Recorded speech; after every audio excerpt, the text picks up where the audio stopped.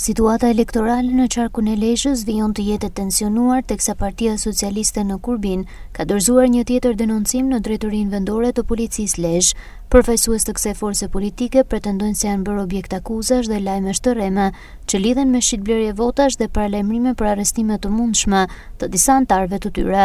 Në një deklaratë për mediat, kryetari i PS-së Kurbin, Benart Palaj, i cilësoi akuzat si të pabazuara dhe pjesë të një fushate të organizuar për diskreditimin e figurave të Partisë Socialiste në prag të zgjedhjeve. Sapo dolëm nga drejtoria e policisë vendore e Lezhë, erdhëm bëm një kallëzim për të përgënjështruar një lajm të rrem që ka dalë nga një media kur në emrin tim dhe disa pjesë strukturët Partisë Socialiste janë arrestuar për blerje votash. Ky është një lajm i rrem që është i orkestruar besoj nga Partia Demokratike për të prish gjithë punën e mirë që po bën Partia Socialiste në Kurbin.